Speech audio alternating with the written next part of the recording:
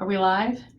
Hello, everyone. Shelley Hughes here, Senate District F, live from Juneau State Capitol, Alaska, room 30 on the ground floor.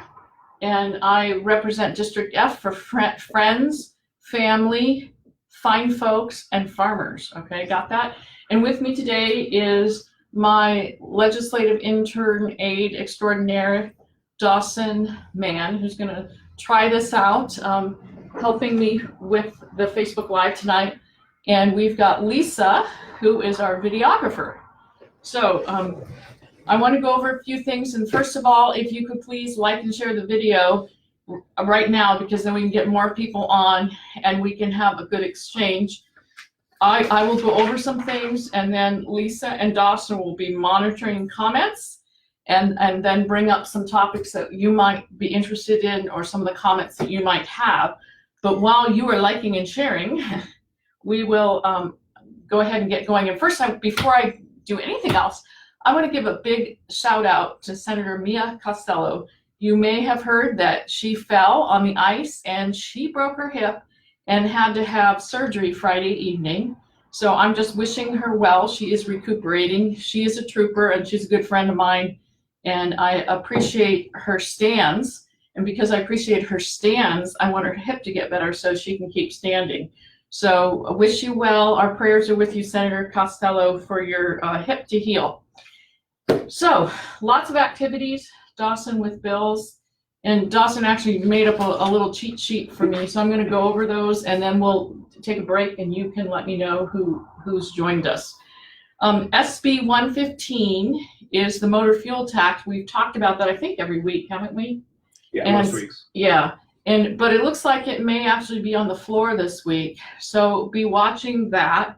As I've stated before, it's not necessarily a bad tax as far as spreading around, but the problem with it right now is we don't have a spending cap, and there's not much effort as far as reining in spending. And for our area, we'd get the brunt of it because we put more miles per capita on our vehicles. So the Chugach-Matsu area would pay a disproportionate amount, and there would be nothing that would make sure that amount would come back to us. It would be designated supposedly for transportation infrastructure, but in reality, because the way our Constitution is written, you cannot dedicate funds. So even though the money might on the ledger go to the Department of Transportation, it would just supplant other funds that would be there, and those other funds could go to anything all around the state for any subject.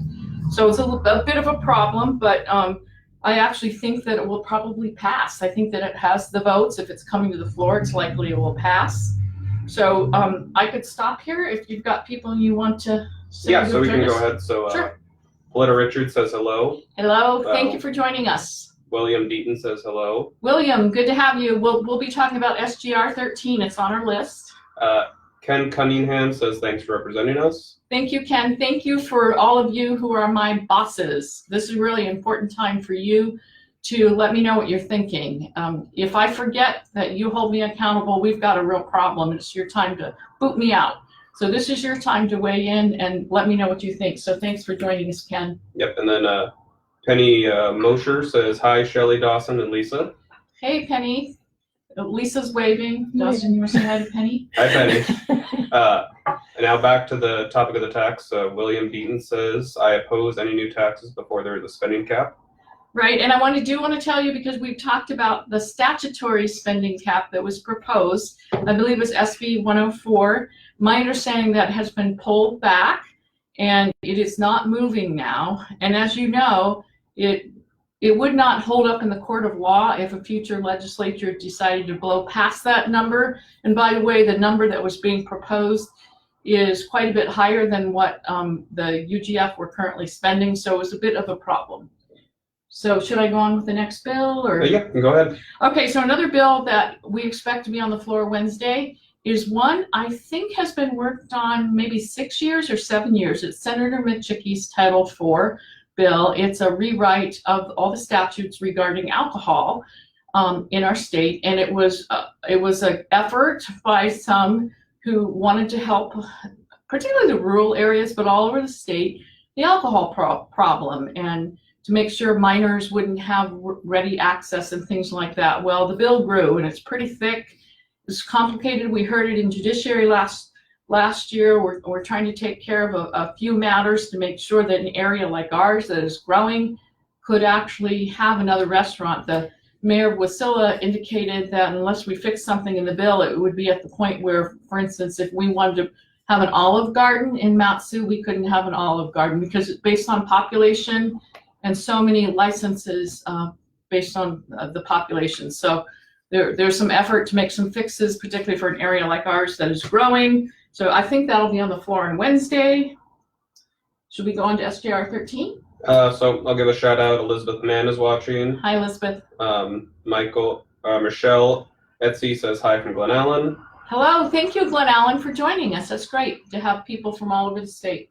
Yep. So we can move on to the next one. And then I do represent District F, which is Chugach and Palmer and the greater Matsu. But as a senator, I have to keep the entire state in mind. It's a little bit different than the perspective of a member of the House. I have to think of the district in relation to the whole state and what happens to the whole state. Not that House members don't, but it's a slightly different perspective. So we've had people from Delta Junction and Glen Allen and Kenai join us, and from rural Alaska, and we appreciate that. So SJR 13 is a constitutional amendment related to abortion. That is a bill that I filed. I think it was pre-filed, so it was read across. Wasn't it on the very first day? It was very early. Yeah. And we have a number of co-sponsors. Do you happen to know who those, Lisa can look those up. We have a really great group of co-sponsors.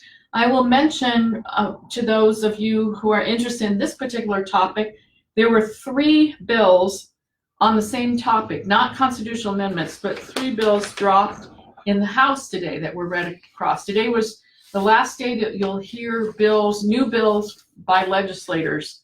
Friday was the cutoff for filing them with the secretary and the clerk, and today was the day they were read across. In the House, I actually do not have that list with me right now, but there were, Senator Sarah Rasmussen had 2, one related to late-term abortions, partial birth abortions. One, do you remember Sarah's? One was a ban. Representative Sarah Vance's was related. It's called the heartbeat bill. Once you detect the heartbeat, then you would not have an abortion at that point.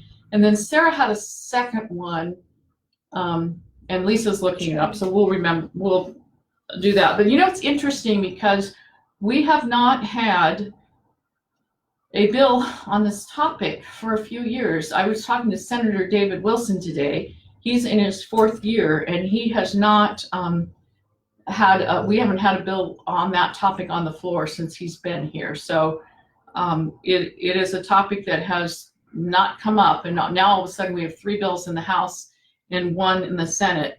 The one that we're introducing, I think, is fundamental to any of the others, because anytime the legislature has passed anything related to the topic of abortions, it has been basically smacked down by the courts, sometimes even after the courts advising in a ruling that, well, you can't do this, but if the legislature were to structure it this way, then it would withstand the courts. And so then the legislature, or one time by a voters initiative, we went back and we structured it as the courts and the judges suggested.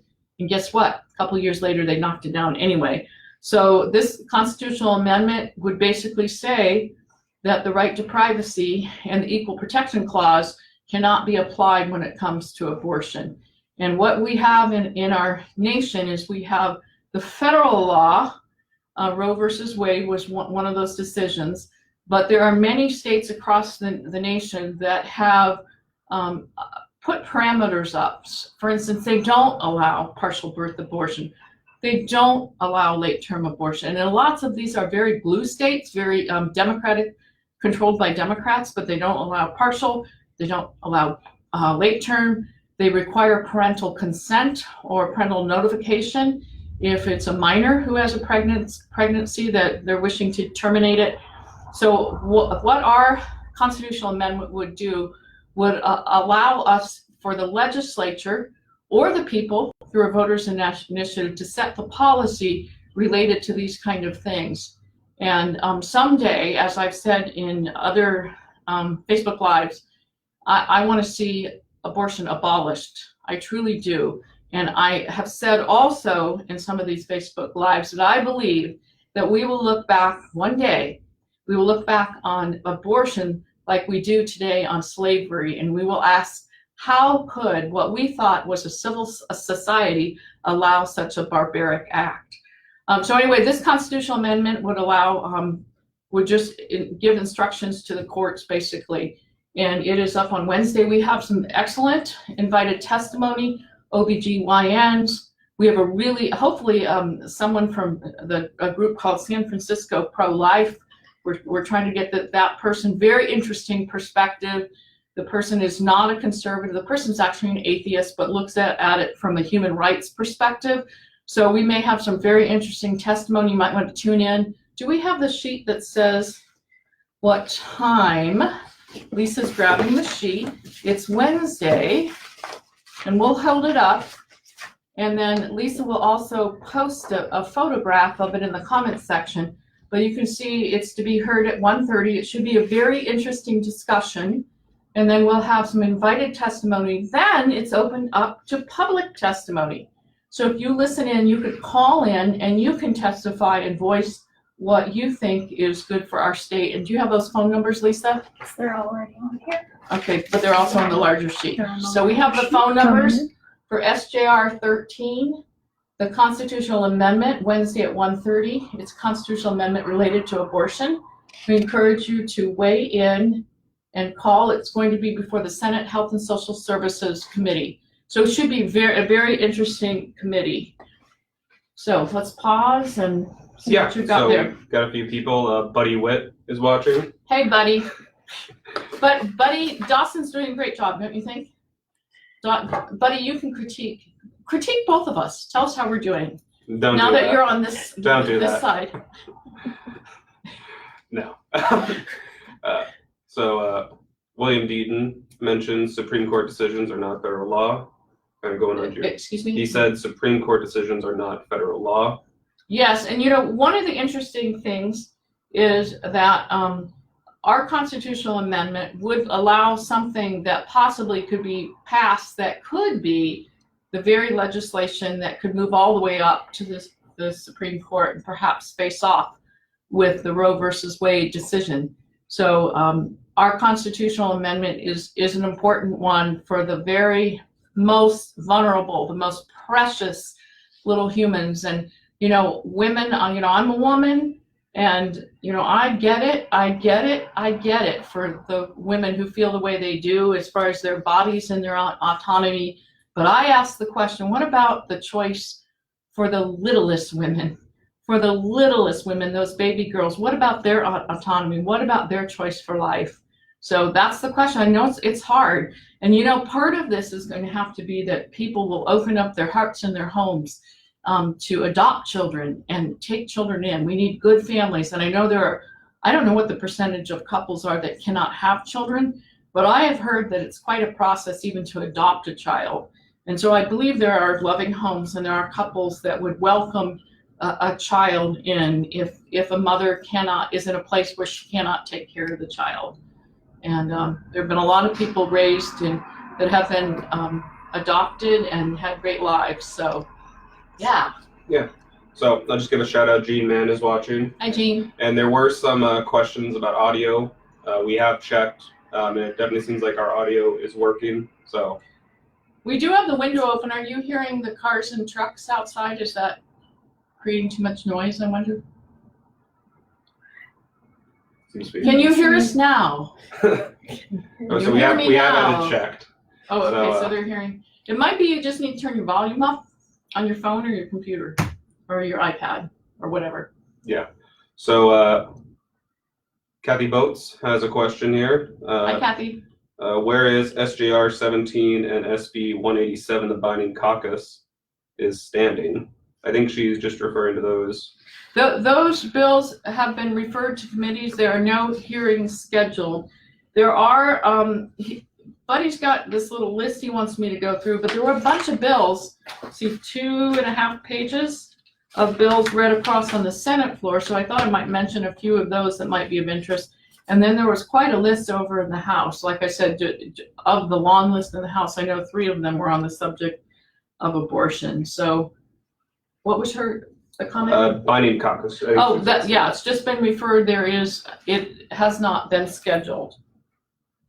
So, but there were some interesting bills. You want me to talk about the ones read across today? Or you can go ahead. Okay.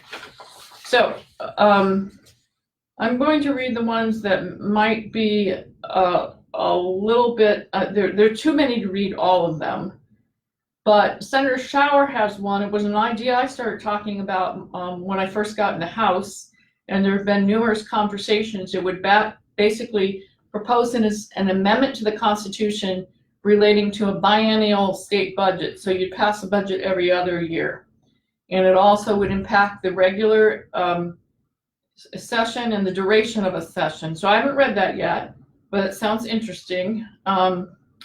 I have the Alaska Sunset Commission, which is related to her whole concept of an audit and really getting objective idea of how we can have efficient operations and streamlined and effective offices, sections, divisions, departments. And the audit could not be put on a shelf and collect dust because of the sunset component. The legislature would have to take it up. So it is, it's somewhat of in a rough draft, the bill was. We just wanted to get it filed because we think it's an important conversation that Alaskans have. We think it's an important conversation that the legislature have, and hopefully it will gain support and be something we can put forward in the next legislative cycle. Senator Schauer, I haven't read this one, but he has an act relating to the hiring of certain legislative employees. We had unusual circumstances this year where certain legislators, including myself, were not allowed to hire the person that we had picked and thought was best to work in our office. So that was unusual. Senator Schauer also has an act relating to the crimes of coercion and bribery involving legislators and providing for an effective date. So I haven't read that one yet either. I'm very curious about that one. Senator Hoffman has one related to the PFD, to the dividends, setting the amount. I believe what it does is it sets the PFD to $1,600 for the next this year and next year, and then it would go to a 50-50 split of the PMB. But I did notice, I did pull that one up and glance at it. It uses the word may, so it's one of those things where the legislature could ignore it. Senator Olson has one related to the village public safety officers. I'm skipping a bunch of these. Senator Reinbold has one that would, I haven't read it yet, but my understanding is it would prohibit the state from automatically collecting union dues. We have provided that service as a state. It's not really the state's responsibility. So it wouldn't, someone who wanted to be part of a union could certainly pay the dues, but it wouldn't be the state performing that transaction. So there are a number of other ones, but you might want to look over those. Quite a few interesting ones. There's probably some newspaper write-ups about those too. I haven't had time since those bills were read across actually to even look at a headline. So who else do we have who's piped in or has a comment? So we got quite a few here. So Harold Borbridge. Hi, Harold. Good to have you. He's basically asking if there's been a bill for a spending cap yet. There was one SB 104, but my understanding it is fizzled. But Harold, what I think we need is not a bill.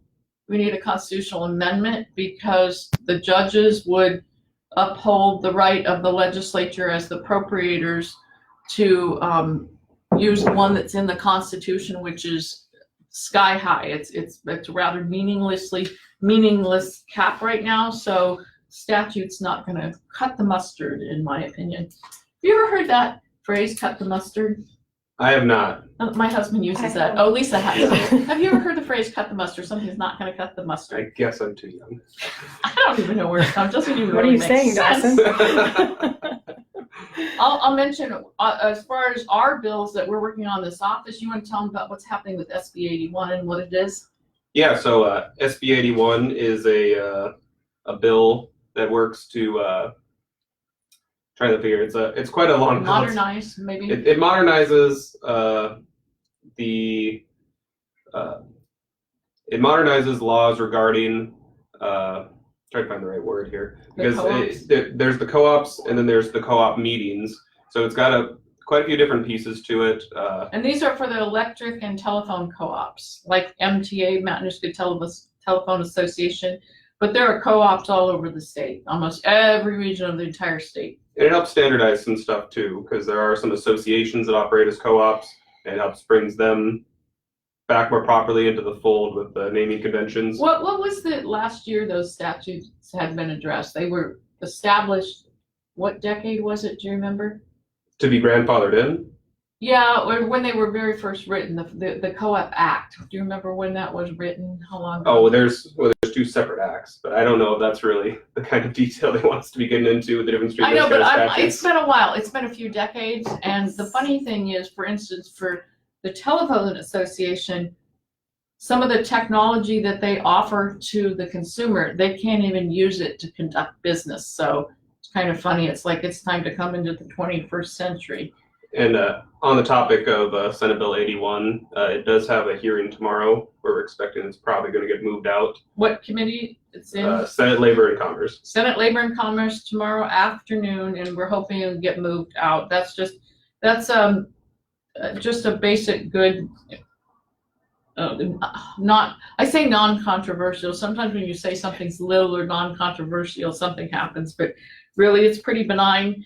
We also had a hearing last week in education on SB 113. You want to tell them what that was? Oh yeah, that one's a bit more exciting, a bit more understandable. So SB 113 is a bill that is designed to help give significance notoriety towards teachers who have received national board certification, which is one of the highest honors that a teacher can get. And there's tons of evidence indicating that national board certification really helps provide teachers with the skills to improve literacy rates and really provide a higher quality education for their students. And so this bill just directs schools to help acknowledge these teachers very prominently, with the hopes of trying to get more teachers in the state to reach this high bar of certification. Yeah, national board certification it's hard work. It's a process, lots of hours of time, and the teachers who get it are known, and people can pick out a teacher that has it because they're just a notch above. And the student outcomes, as you said, it shows student outcomes are better when the teachers have the certification. So we had that up last week, and then we had, Buddy's not here, or he would tell you about SB 171, which was our bill to update the hemp statutes that we passed last year, but there was a bill passed in Congress, the Farm Bill of 2018, so we had updating to do with that. We had that hearing, was that on Friday? Friday, it was passed out of Senate Resources, so we appreciate Senator Machickie's chairing that committee, and he got the bill out.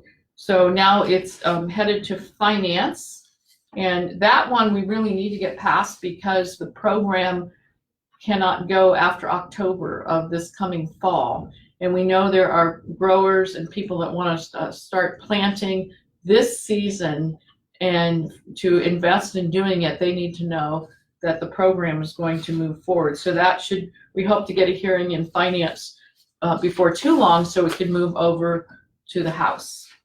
All right, Tim Parker is currently watching. Hey, Tim. We enjoyed working with Tim Parker on SB 6. That was the Alaska Reads Act. And that passed out, I've lost track of time. Was that last week or the week before? I think that was early last week. Early last week, that we had quite a few hearings in the Senate Education, and it's in good shape. I did try to amend it to have a strong proficiency-based promotion policy. I felt like we presented, Dawson worked on it with me, a very airtight case. Why it's important, I want to give a shout out to Bob Griffin. He's a number cruncher guy, and he provided us some of the data that we used on that.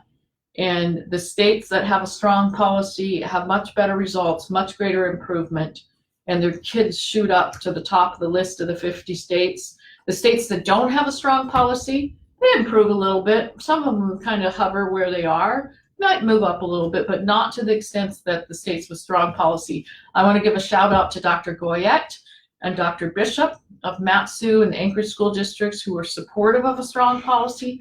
I also want to give a shout out to the a couple of the small districts who sat in my office on this white couch and asked that we put the state policy in, because it's very hard at the local level when in a small community where everyone's related and auntie might have to make a vote about what might happen to a student that's her niece or nephew, and they really wanted it to be a state policy. So I just thank those districts that stood up and recognized that as an important thing. And but at this point, that amendment did not pass. But there's a lot of great stuff in that bill, and I think we will see improved reading proficiency in our schools over time. All right. Okay. Let's see here. So we got one from Penny Mosher.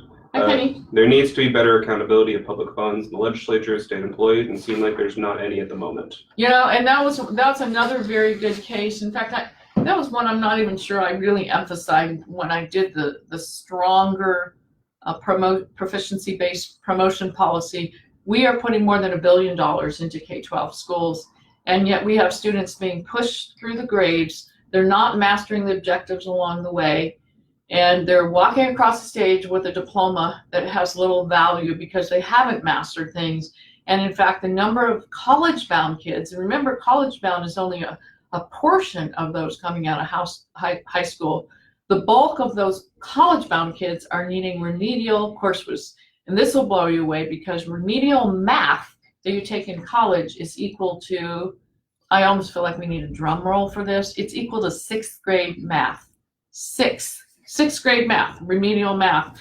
So those students that are college bound, they've taken Algebra 1, they've taken geometry, they've taken, for the most part, Algebra 2, and yet they cannot enter the college level Algebra 1, and they're having to go back and take remedial math, which is equal to 6th grade math. So anyway, I want to hold this up too. Can you hold this up? Sure. Should I have more than one copy? I don't know, just hold up the top one. This is something I'm going to be reading and studying, and I appreciate it being dropped off last week at my office, because as we have a $1.5 billion gap, we have to look at how we're going to make this work. And of course, the audit bill, the Alaska Sunset Commission, is going to be an important part of closing that gap over time. But I want to kind of learn, this is a pretty good, this is specific to Alaska, and this is by the Tax Foundation. So they've looked at what different states have done, the kind of economic impact, and what's worked, what hasn't worked. And so it'll be interesting, because it points to Alaska specifically. How are we on time? We started a little bit late. Those and then, yeah. Okay, Lisa, you want to hold these up? So we've got some exciting things. We're going to give you almost a month's warning, so you can get this on your calendar. So March 21st, 2 exciting events. Can you see that? Saturday, March 21st at 10 o'clock in the morning at the Palmer Senior Center. The official name is the Matsu Senior Services. The Matsu delegation will be holding a town hall to hear from you and for you to ask some questions. And can you hold that up again, just so you can see? There are 6 House members. There are 3 senators. Each senator has 2 House districts. So there'll be 9 of us, and that will be 10 o'clock Saturday, March 21st. That same day in the afternoon, Representative Kathy Tilton and I will be joining our Chugiak Eagle River delegation at the Chugiak Senior Center, and that begins at 1:30. So 2 opportunities for you to come voice your opinion. And so we look forward to seeing you March 21st at almost 4 weeks. You can get that on the calendar and hold that time. 10 o'clock in Palmer. 130 in Chugach. And while we're holding things up, and we told you all those bill numbers, Lisa's going to hold up the one for getting these nifty little text messages. So if you're interested in, for instance, in SJR 13, the constitutional amendment related to abortion, if you text SJR 13 to that number on your screen, 559-245-2529. I'm reading that backwards, by the way, from the back of the paper. You will enroll, and there's instructions that you can disenroll very easily, and it's not super annoying. I have found that it's not, because it's not like you're getting tons of notices per day. It's usually a notice or two every week or two, if that. So if the bill's moving. All right. So Lisa will be posting some of that information into the comments right here. Yeah, all the stuff everything we're holding up, we're going to post in the comments. Is that correct, Lisa? Yes, when we're finished. Okay, when we're finished. So to answer one of the questions I imagine quite a few people are wondering, Katie Boats asked, no offense, where's Buddy Witt? Buddy is not available tonight, and we have a ton of information, so sorry we aren't getting to everybody's questions. But to stay on time, we're displaying quite a bit of stuff. And isn't Dawson doing a great job? And he has a very nice radio quality voice. We thought we should feature. He also happens to be wearing a handkerchief that matches his tie, so we thought he should be the moderator today. When he came in dressed like that, okay, you're the man tonight, Dawson. So we got one question I think that is a good one to finish things off on. Okay. It comes from Politadick, but it's actually from somebody else. It's from a... And you said to finish things off, I do think we need to have you read a few more comments from people. So you want to read some other comments first and then do his to finish it off, or? Well, this is actually one from Kathy McCubbins. Okay. And it's question is, on Saturday, Rep. Stutes, Foster, Knopp, Edgman gave a budget presentation in Saldana. Mr. Edgman said the legislator is wanting to change the veto override from 3/4 to 2/3. Where do you stand on this issue? I do not agree. I think it's very reactive and for the people that are proposing this, they don't like how things went last time. And to me, some of those people that are proposing it, they've been serving for 5, 10, 15 years. If they had a problem with that policy, they should have addressed it. You don't wait till, I think someone referred to it as a spilled milk effort when you don't like how something went and you're trying to change it. I don't agree with it. Yes, it's tougher than other states, but when we've got the kind of per capita spending that we're facing with, I really don't think it would be smart for us to change it. I think we ought to leave it alone. If we had a spending cap and if we got our budget in line and it wasn't a recent issue, it might be something I'd consider, but as a gut reaction, when something didn't go the way some people liked, I don't think it's a good idea. It takes 14 votes. It takes 2/3 vote in the Senate, 27 in the House to pass a constitutional amendment, not to pass it, to put it in the Constitution, just to pass it so that it goes on the ballot, then for the people of Alaska to decide. So it's a pretty high bar. Could there be 14 votes in the Senate? There could be. There's, when you think about how it went last year, the number of the people that wanted to override the vetoes, of course, Senator Birch is sadly no longer with us, and we have Senator Revac now, so that's a little bit different. But possibly you could get 14 votes in the Senate. Could you get 27 in the House? I don't know. That's a high bar. There are 23, I believe, aren't there 23 in the House majority? I think there are 23 in the House majority. I would assume they would get all 23 of those, so they'd need 4 more outside the majority. So that kind of a tough bar.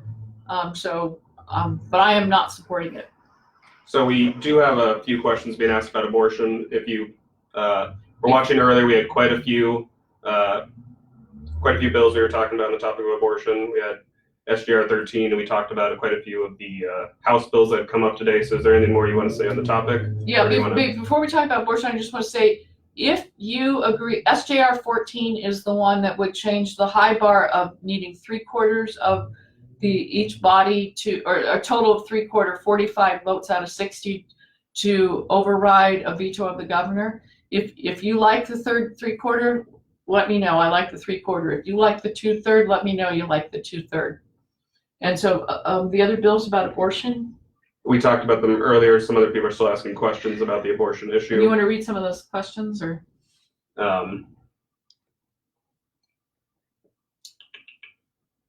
They phased out. Well, generally, it's questions about bills to abolish abortion. Where's your stance? Where are these bills? Okay, well, the three of them got read across. There was one, Representative Eastman has one that was filed last year.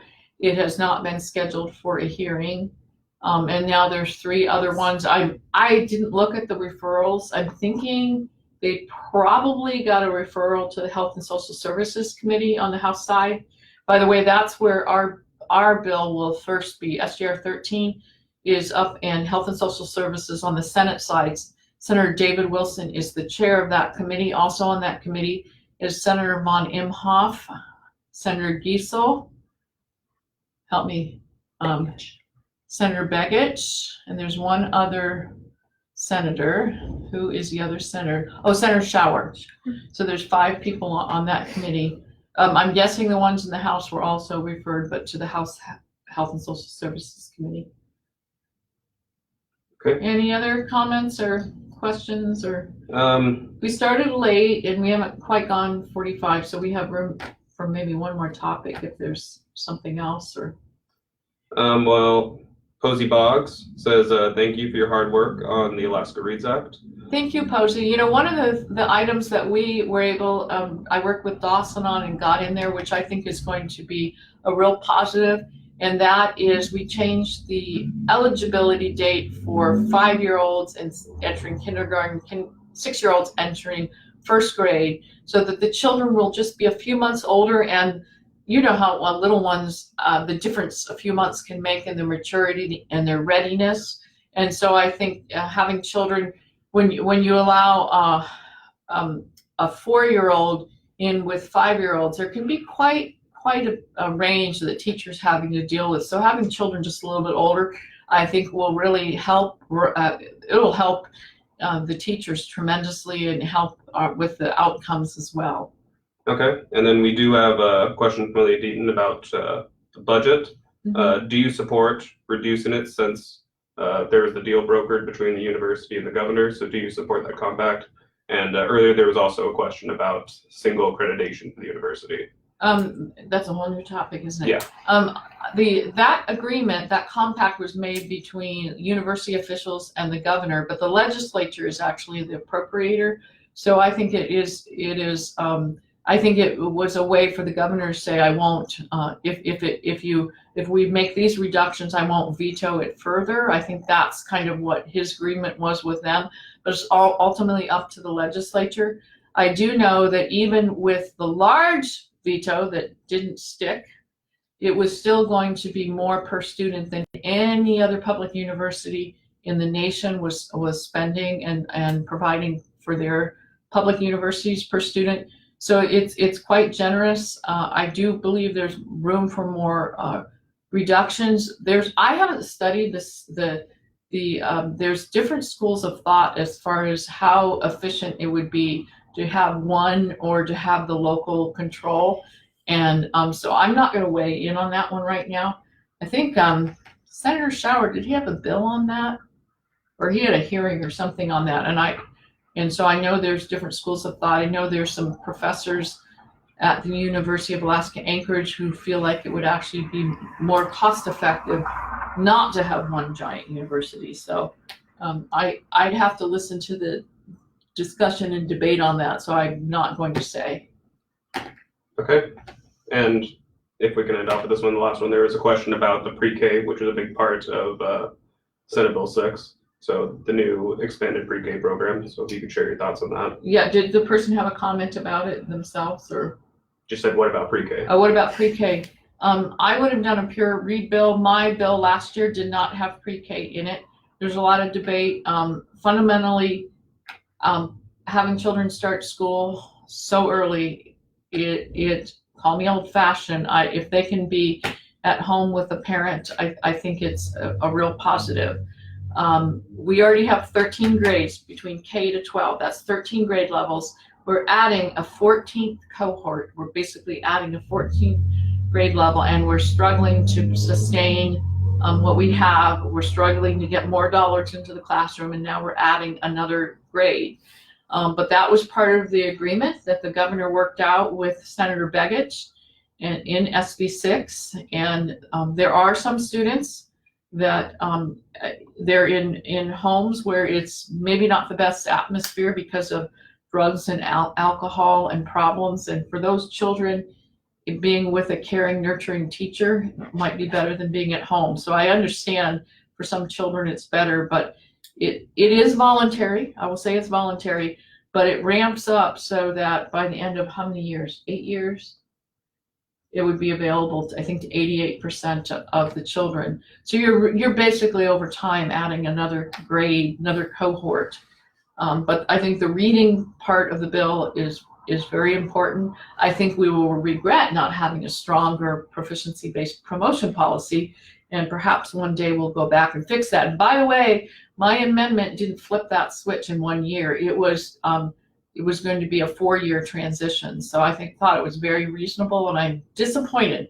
I'm really disappointed that didn't pass. There are blue, strong union states. Michigan just passed a strong policy, I think, last legislative session.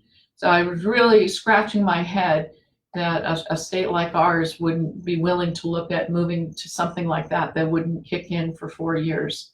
But that's the way the process works. If you don't have the votes, it doesn't get in, and that's what happened. Okay. So I think we're about at 44 minutes. So I think that's probably a good place to leave off. All right. So March 21st, 10 o'clock, Palmer Senior Center.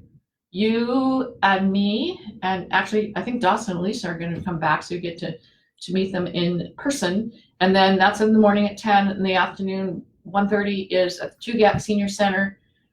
Lisa is going to post all those phone numbers, those times, SGR 13s up at 1:30. And did we provide a email where they could write for that so they can submit written testimony? We will add that in.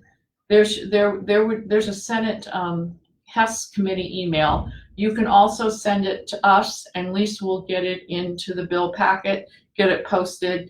And my email, she'll type it in, is SEN for Senator, sen.shelley with an EY .hughes, HUGHES, at AKLEG, sen.shelley.hughes at akleg.gov. So you can submit testimony that way.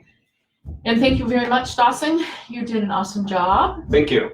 Thank you, Lisa. And Lisa's reminding us that you need to like the video and share it. Have you liked it and have you shared it? Please do. And the other thing, like we've said every time, let's wake up the sleeping giant in our state. Let the silent majority rise up. When you've got a $1.5 billion fiscal gap, we need every Alaskan to be engaged, because right now the solutions being proposed are all about going after your wallet. So as I've said before, we need a multi-pronged approach. We won't take the time to go into that today, but I encourage you to talk to your friends, your coworkers, if you're taking a class, your fellow students, when you're standing in the grocery store line, start a conversation, maybe at church, maybe you're helping your child's scout troop. Start talking to the people you interact with and say, do you realize what is happening in our state? It's really important that people realize what's coming down the pipe. The savings is going to be out, and the answer right now is just coming after your wallet, and I don't think that's a good idea. So with that, on such a happy note, we will close out. It is February 24th today. This is Shelley Hughes, Senate District Dep. Have a great rest of your week.